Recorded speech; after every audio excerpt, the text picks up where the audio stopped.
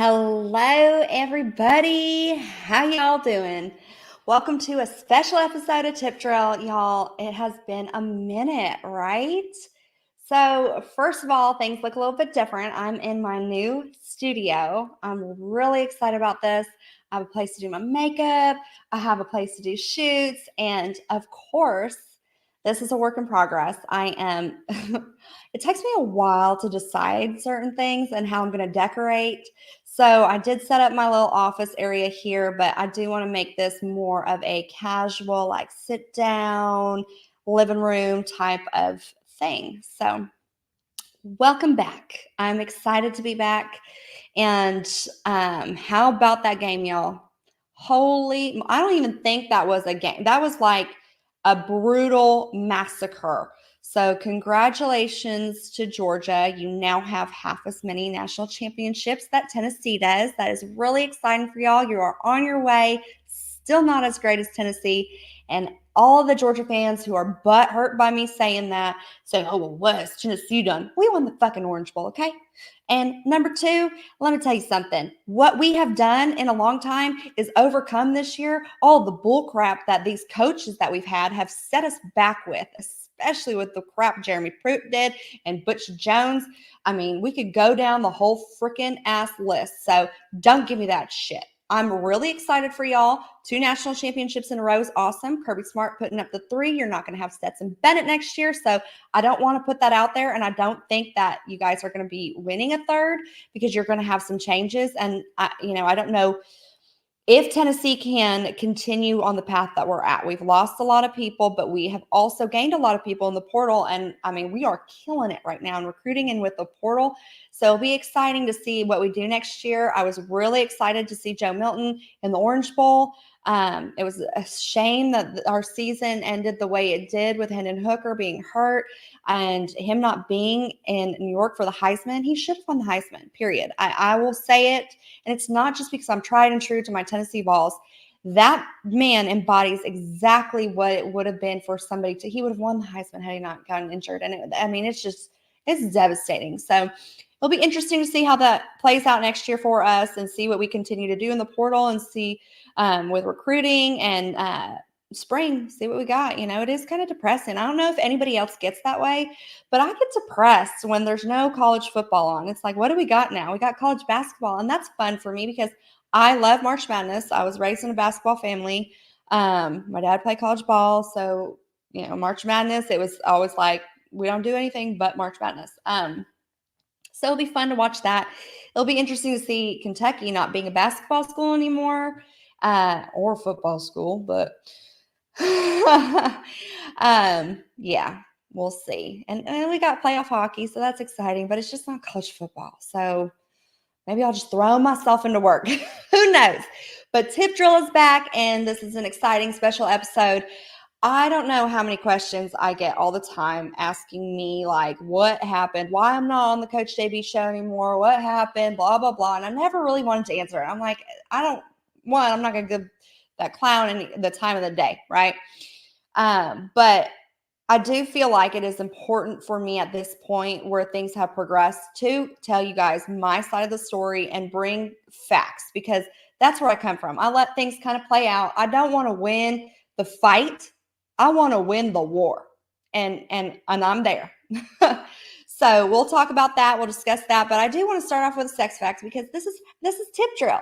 So sex fact of the day. You are more likely to orgasm if your feet are warm. So make sure you and your spouse are wearing socks and it will be a wonderful time for you guys. I'm freezing in my office, so I'm not going to be having an orgasm anytime soon. It is cold in here and it is cold in Florida. Cold to us is like 75. I'm always like, when I get dressed for the day, I'm like, hey, Matt, is it cold outside? And he's like, well, it's going to be 78. And I'm like, oh my God, that's freezing.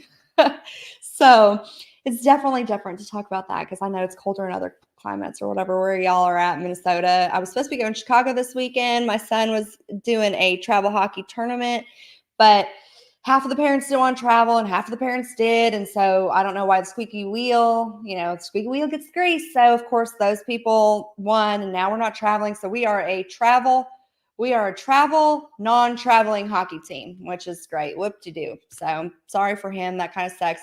His hockey season's kind of been like whatever, but exciting things. We always try to take the positive. So I'm going to not talk your ear off today, y'all. I know it's exciting for me to be back, but I also know that I would not want to listen to me rant and rave and talk somebody's ear off all damn day. This is short, sweet, to the point, and that's what I'm going to give y'all. So tip drill. Tip drill got started because I absolutely love sports. I love talking about sports, and I started with Egotastic Sports. They were who really gave me that in, and they kind of like discovered me in a sense. And they're like, "Oh, you should do your picks," and I'm like, "Oh my God, I would love to do SEC football picks." And I did it every week in a different bikini, and I had a lot of fun with it. And I still do it. And this season, I kind of, took a chill on it just because of how everything played out with all of this. And I got super busy with Playboy and all those different opportunities that, you guys, you have to remember. So I do OnlyFans, yes, and I'm a top creator on OnlyFans. So I have to make content, and that takes a lot of time in my day too. But I have that. I have social media that I do. I'm a content creator. So I do TikTok, Twitter, Instagram, and that all takes time too. And I get paid from each platform for doing that. So that's, there's another hat. I'm also a farmer. So there's another hat. Then I am a mom of four. A mom of four is I basically have a circus. All right. And that takes a lot of time in my day. And hockey, traveling hockey, dance, everything that we got going on. That takes a lot of time as well. And then you have the sports on top of that now. And that's a passion of mine. But when you're doing it and you're making money off of it, then it becomes a job. And you've got to make sure that you got your ducks in a row and you're talking what you need to be talking about. And you need to make sure you're up to date on everything that's happening and all the news. And I tell you this, being a woman in sports is actually so much more exciting than like watching the Kardashians or Real Housewives, because it is that much of the same in a sense of so much drama and so many things happening and changes in coaching. And look at how LSU ended with Keyshawn Booty. And then you have Nick Saban being hammered by David Pollock last night. And it's like, ooh, I can't believe he said that. There's drama and it's fun and I invest myself in it. And I think I have a different perspective on things. Being a woman in this industry is different. So I see things, and at the beginning of the season, I'm like, all right, Nick Saban's team, Alabama. Everybody's like, oh, it's okay. It's just a couple close games. No, these weren't close games. We are seeing a totally different team than we've ever seen. And I made the point that look at all the penalties that are happening. This is not normal. It's a very undisciplined team. And one, I said against, you can't attribute this to the portal. Something else is happening over there. And I don't think we're going to see this team end up in the position that we normally see Nick Saban teams end up in. And that insightfulness is not just me saying like, oh, well, this is what I think. It's me saying, I'm a woman. I can see there's trouble over there. And I'm very insightful. And it's the same thing with like Josh Dobbs. I'm like, look, Josh Dobbs is very underrated. And look at what he did with the Titans. It was so incredible to see him in a Titans jersey. I freaking love Josh Dobbs. If you don't love Josh Dobbs just as a human, I don't know how you can even say that you are a good person. Like, it's the same as Hendon Hooker. Like, Hendon Hooker's the same in that same caliber. Josh Dobbs has the ability just to make shit happen. When you think a play is done, when you think there's nowhere for him to go, he will make it happen. And we saw that. So I would have loved to see the Jacksonville Jaguars game turn out a little bit different. And of course, I'm like sad about it. But the Titans need to go through this change in order to propel themselves and get better. And hopefully we see a different team next year, because Mike Vrabel is an incredible coach. I love him. He's hot as fuck. Like, he is like my crush. I know that everybody is always like, oh, well, we'll see you. We'll see you next year. Which coach you like. And New York Post had an article about me about having a hall pass with Tom Brady. And I'm like, listen, if I had a hall pass, it wouldn't be on Tom Brady. I would use that for Mike Vrabel 100%. So that's just my take on being a woman in this industry and my edge, my difference. And I got started with Egotastic, and then Pro Sports Extra offered me an opportunity to start blogging with them and kind of bring sex to sports and kind of bring in my little zany twist to it. So they were there. And then, of course, I still did my picks and I still did things on my own. And I did it because I loved it. It's like one of my passions. It's my hobby. I love sports. So when this pitch came to me for the Coach JV show, I was like, well, if I do this, we definitely got to talk about how it's going to be done because I'm very true to my brand. I feel like I've done that really well in business. I had 2 salons that were award winning. I opened them up, and then within 6 months, they were voted best salons in their cities in different states and best stylist. And I take pride in that. Like I put myself into work, and that's just kind of what makes me is that I get off to it. I love starting businesses. I love helping others. I love being in the action of it all. I have this incredible drive that just, it propels me. And now, what makes me be that way is my kids. I want them to have the best of the best, but it's not just about having things. It's more so, I want them to live an incredible life. I don't want them to, and maybe it's me saying, I don't want to wake up every day and go to my 9 to 5 and go to sleep and do it every other day. I want life to be exactly what it's meant to be. And that means living it every type of way. So aside from me rambling about all the things that I do, let's discuss why I left the Coach JV show. There's a multitude of reasons, and I'm just going to give you guys the reasons, and I'll kind of talk about it and discuss it. But 1 was the belittlement. 2, I felt like he sexually exploited me and my personal sex life with my husband. Now, you can kind of argue that and say, well, you do OnlyFans. Well, I do OnlyFans in my control. I talk about and do the things that I want to put out there because it's in my control. I'm not letting somebody else narrate that or say or do or share something that I don't feel comfortable sharing, or putting me on the spot where I don't want to answer a question and you keep freaking jabbing at it. It's not something I want to talk about. 3, the tips that were given to me in the show that said for Sara were never given to me. And that was not how our agreement worked from the very beginning. 4, I am not going to be okay with anybody bashing anybody in this industry, in any industry, or in any facet of life. You're not going to bash somebody sitting in a chair as an armchair quarterback. You're not going to do it. Because here, if you bash somebody, we can talk about a coach. We can talk about Butch Jones. We can talk about how factually he did X, Y, Z, and he wasn't that great of a coach for Tennessee. But here are the reasons why. I'm okay with that. But we're not going to say Butch Jones is a psychopath, killer, loser, douchebag, or whatever else may have you. I can feel those things in my heart for Butch, like, oh, he's an idiot. Yeah, but we have proven facts on why he was an idiot at Tennessee. We're just not going to, I'm just not okay with that. We're going to bring facts and we're going to talk about real stuff and we're going to discuss things of that nature. So that was another big no-no for me. I absolutely am not going to do something that my whole heart is not in. And it started kind of a couple weeks after we were there. Once things, it's 50-50. It's our show. And if it's not 50-50, then that's not the original agreement. I'm not okay with the lies that were told. I'm not a liar. And if I talk about you behind your back, I'm going to say the exact same thing I said behind your back to your face. I am not going to leave any room for something to be said that is not true. That's not my character. That's not my nature. And if I said, oh, I don't like her hair, I'm going to tell you to your face. Somebody's going to call me out and say, well, Sara said behind your back that she didn't like your hair. Yeah, I didn't. I don't like your hair. I did say that. I don't like your hair. That's my personal opinion, and there's nothing wrong with doing that. And your feelings shouldn't be hurt because if you love your hair, rock on with it. You know what I mean? And if you tell me I don't like your hair, okay, well, that's you. I like my hair, so that's your problem, not mine. So that's just kind of how I am.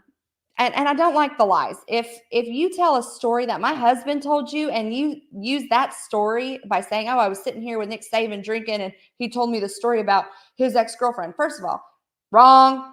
My husband told you a story about Nick Saban that you're now trying to say that it was your story, and you still don't know how to tell it because you're telling it wrong because it wasn't about his ex-girlfriend. It's about his wife and her ex-boyfriend. So get your shit right first. 2, don't do that. All right, let's just not lie about all the things in our life that we think is this way or that way. Don't overcompensate. Be who you are and be true to that. People like to follow you, and there's a reason they like following you. You're entertaining. Own that. So I was always encouraging in that aspect. Hey, like, people love you, dude. Like, own it and be you and be true to that, but also don't take it past the level that it doesn't need to be, you know? So that was the other thing. Another part of the show was I prepared, you know, we had this time where we would prepare, okay, we're going to talk about college football today. Who are our predictions for college football? All right, cool. Let me get my stuff together because I am also doing 50 million things. So just like I have notes right here, I can't keep it all up in my head. I've got a lot of hats that I wear that my thoughts and everything are a lot everywhere. And I need to write it down so I remember and I can keep myself on track. So I'm going to prepare for that, and I'm going to talk about different things that I think is interesting. One of the things that I talked about was a lot of stuff, but when I get on air, don't have me prepare for what I think I'm going to prepare for college football and then say, oh, okay, never mind. We're talking about, or, you get on air and we're like, oh, we're talking about the NFL today. Why did you change it last minute? Why? Let's just talk about that tomorrow. If there's not breaking news that I already know about or that we discussed it was going to change, that's just common courtesy. One, you're doing that on purpose to make me look stupid, especially when it's not a mistake. A mistake is it happens once or twice. When you're doing it every day and it's like you're doing it almost on purpose to try to make me look stupid so you feel smarter and you look smarter, that is not okay, because then you're creating a narrative, which is what has happened, and which is why I'm finally deciding to speak up and say, no. So those were things that I initially just were my red flags, and that's why I left. Now, since this has all happened, I have been quiet, and I even stepped away from doing something that I absolutely love. I launched Tip Drill, and I felt like, you know what? I launched this in a way that I didn't want to do so, and I'm going to take a step back, and I'm going to relaunch it with my heart and soul into this and come out confident and be where I need to be. So since then, I have gotten threatening text messages that were threatening to blackmail me, threatening to end my career, threatening to discredit me. He's bashed me and my husband. He has lied numerous times about things that were said, and even further, just discrediting me, and belittling me, bashing me. Yes, if you're going to discredit me and you think that because I do OnlyFans and I show my body, or I, have sex with my husband on my OnlyFans and I sell it, or whatever it is that I do on OnlyFans, and you're going to discredit me and think that me doing any of that makes me not intelligent, that is your opinion and you are entitled to it. But from my perspective, I can categorize things and separate it. I have people on my site that are CEOs, and they are buying my stuff to whack their willy to. Why is that? Because sex is separate. Yes, I do this for a living and I make money, but I also have my own brain, and I can talk sports with the best of them. And I've been recognized for that, as I've done several different things since this show, and even during the show, and even before the show. So I didn't get an opportunity to just have a sports career or use this platform when I already had it. You came to me because you wanted a strong woman on your show who was knowledgeable, and I have these text messages, knowledgeable in sports and could talk sports with the best of them and give it back to them. That is why you pitched it to me. And when we first agreed to this show, yes, I absolutely agreed to do this and build it with you. I knew that when I first started this show with you, I was not going to be paid. And I was okay with that. All right. And I agreed to that. When I started to get tips, when we got sponsorship, I did not agree for that to go into your pocket and for me to not be compensated. The agreement was, we're going to start this, no money. And once we build it and we start making money, everything is 50-50. We signed a contract as well that said everything is 50-50 coming from sponsors, tips, anything made featuring us together. So yes, when there are sponsors coming onto our show, giving you a certain amount of money, that is split. You just brought a co-host on. You have to split that, especially when you're getting money for the show we are doing together. And they are giving it to you because of me.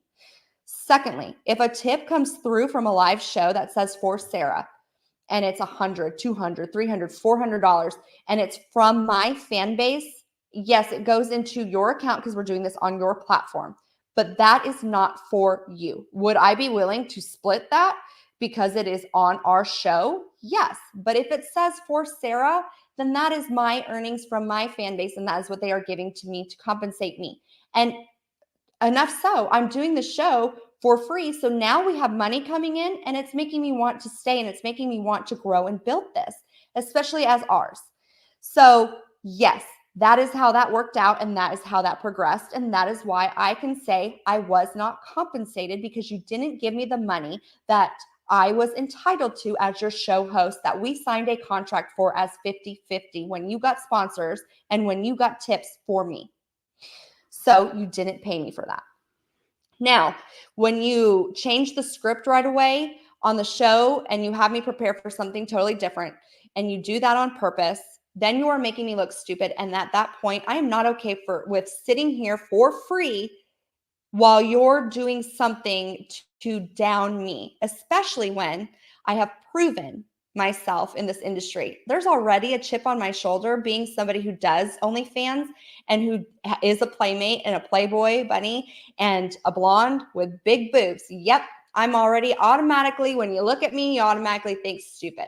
Well, I've got to work twice as hard to gain the respect and prove myself in this industry. And I've got to be strong too, because let me tell you something. Being in the sports industry as a weak woman is not going to work. You have to be able to hold your balls up with the best of them and say, nope, you're wrong. And guess what? I did just that. And I have proved myself. I have shown myself. And I proved myself even before being on this show. So doing so, I had to on your platform because of the type of atmosphere that was there. And it's a guy's guy thing. And guess what? I can hang out in the locker room and not be offended with certain banter, because that's just how guys talk. And I'm okay with that. I don't give a shit. Like, it doesn't matter to me. But let me readjust myself. But I'm not going to do something that is going to implicate me in a way that is not true to my brand and true to myself. And when I have my fan base coming to me saying, we can't watch this, this is not true to you, this is not who you are, we don't like this, then I've got a problem. I'm not being true to my brand, and that's not okay. That's not what I want to represent. And I just want you guys to know something. It didn't take those messages for me to realize that either. I knew that within the first week, and I was like, oh my God, how am I going to make the best of this and not hurt me further in the industry? Because this is not okay. Like, there's a reason that this person didn't make money before. Now, how do we brand this and make it our own and make money and try to sell this and potentially be under a Barstool's wing or Pat McAfee or somebody of that nature? How do we do that? So I'm like, you got to clean it up. And that was the initial agreement from the very start. You got to clean it up, and we got to class up the show. And yes, you have this following, but they will grow with you if they're true and tried to you, because they know your character. They know who you are. You don't have to go on a rant to prove yourself. You should know who you are. You don't have to prove that you're hard if you're hard. You know what I mean? Like, shut up. So that was another thing. I'm not cool with the rants talking about people's vaginas or make-believe humans and stuff like that. Like, we don't need to use our platform to talk about that stuff. We're here to talk sports and to use your knowledge. Let's hear why you won whatever at your JUCO college. Let's hear why. That's what people want to hear. And at the same time, yeah, we want to hear your rants, but let's not go off and be a total lunatic so that we can also make money and profit off of what we're doing. I'm not doing this for free. And that was always where I stood. So, that was one of the things I didn't like, the sexually exploiting me. Let's talk about that. I don't talk about my personal life a lot. I don't include my husband on my platforms, and I don't include my kids a lot. I'll share bits and pieces here and there when I feel that it's necessary or I want to share something with you guys. But that's my personal life. And as Dolly Parton didn't share hers, I protect that with my entire life. I have been banned from football, or, the football league or whatever. And I've had to endure that. And now I protect my kids a little bit more and protect them from anything that could hurt them. But as far as like me, that's my family and that's my personal life. And that's something that I don't want to share. This is my business. This is who I am to you guys, and you get to see who I am to them as well. But I want to protect my family. I separate my business and my personal life. That's just how I've always been. And I'll share bits and pieces here and there. And I try to bring my husband on a little bit more, but it's not something he likes to do. And I'm not going to force him to do something I just like to do. And I don't want to talk about our sex life. If you want to buy our OnlyFans and see how it is, go for it. But again, I charge for that, and I'm not going to do it on a platform for free. So don't sexually exploit me and try to use me and try to use my name and my brand to build your business and not compensate me for all the hard work and things that I have done to make it to where I'm at. So, and to continue further monetizing on my name and not paying me even to this day, yeah, that's a problem. And you're using me and my brand, and that's not okay with me. So, of course, I am going to say you're not paying me because you're not paying me. And that's not okay. You are making money off of my name. You've kept money from me, and you need to either A, pay, or own up to it. Just be factual. Yeah, I didn't pay her. And you did. And there was one episode that he did where he did admit, well, she makes $1 million on OnlyFans, so she shouldn't have to be compensated from this. No, this was a second job. You don't go to a second job and say, well, I make enough at my first job, so I don't need to be compensated for my time and for the money that's being paid to me. Like, no, that's not how that works.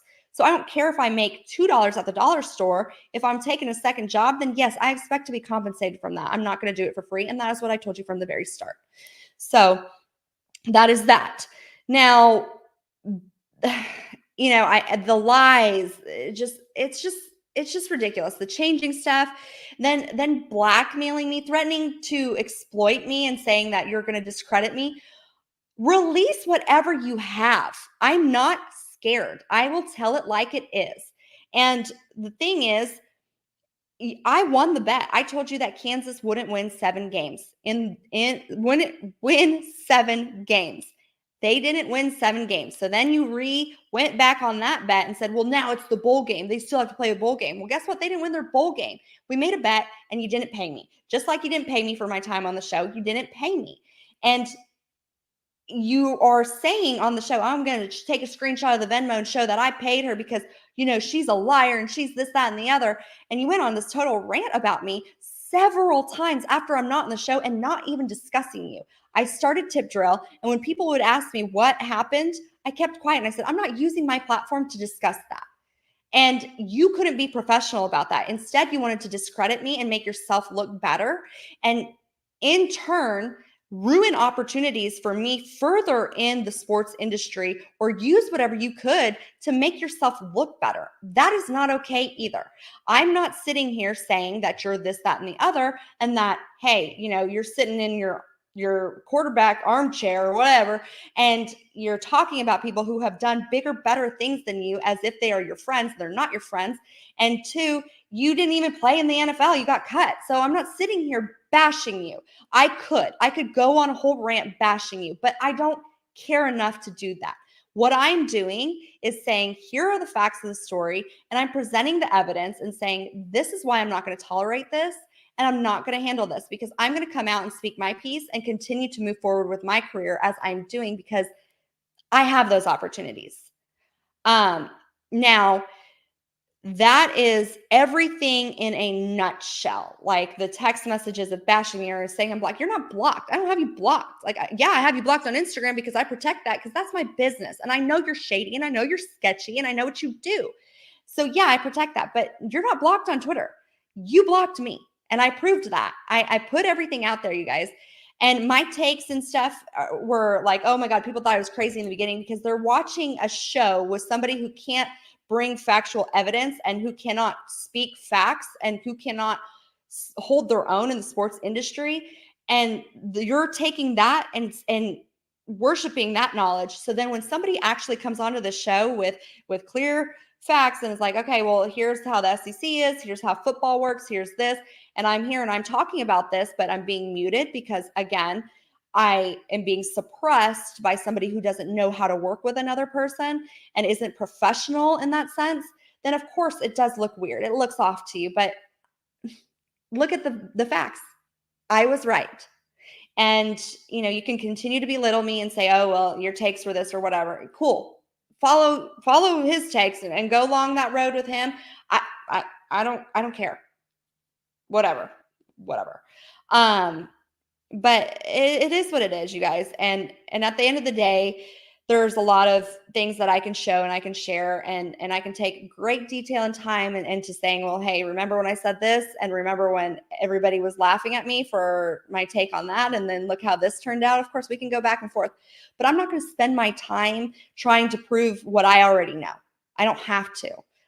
If you want to, go for it. But Tip Drill is here, and I'm not going nowhere. It's only going to get bigger and better. And I am coming to you from my perspective, sharing my experience and talking about my story and letting you guys know, like, the whole time I was on there, I hated it. I hated going on there. I dreaded it. My family and friends quit watching it because it wasn't true to me. And of course it made me look stupid when things would change on a whim and I prepared for something totally different, or when I was being asked certain questions I didn't want to answer. Or like, for example, I brought on Brian Urlacher. That was my guest. And it was somebody that I admire in this industry and somebody that I think is one of the greatest of all time. And I couldn't wait to talk to him. And I had a whole list of questions of stuff I wanted to see where he's at now in his personal life. I don't want to talk about what you did back then. Like, because most of these NFL guys don't even watch football anymore because that was a part of their life that they're like, and I totally understand that, because here I am in social media. When I'm off of media and all that, I'm not on my cell phone. So if you want to get a hold of me in my personal life, it is quite impossible because I put that thing up and I take a break, and I understand that. So I want to know where they're at now. I want to know what they're up to. I wanted to hear about his farm and what he's got going on now, like just his hobbies, just who he is in general, and share that.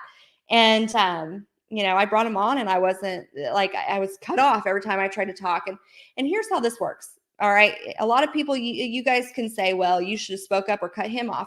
Yeah. But that's not who I am in my nature. I am very professional and I am very thought out, and I am very put together. And that's how a lot of these shows are. Like, for example, Craig Larnard in ESPN Chattanooga. He's one of my favorites because when I went on his show, he sent me, hey, we're going to do these picks. So I was able to prepare for that. And it's just very professional. It's very put together. That's how these things work. And that was not the case on this. And I brought on a show writer, and the script was not shared with me. So it's like he kept it from me, and he didn't tell me about the show writer till a week after. Oh, hey, by the way, I have a show writer who was actually a person messaging me trying to get on, that I was like, well, I'm not going to bring him on and have him deal with all the things that I'm already dealing with because I don't want to put anybody else through this. So he brought him on and then didn't share that he had a script writer and didn't share the script with me. So I'm like, okay, well, what are we doing? And I get on and I'm like, all right, cool, whatever. I'll just sit here. I'm already checked out. There's no reason for me to even talk because I'm belittled in anything that I say. And then it gets revolted. Like, he called me stupid on air, said I didn't know what I was talking about.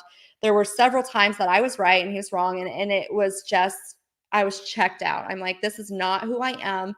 This is a waste of my time. I'm not going to sit here for free and be bashed and listen to this crap. I'm not going to do it. Like, that's just not who I am.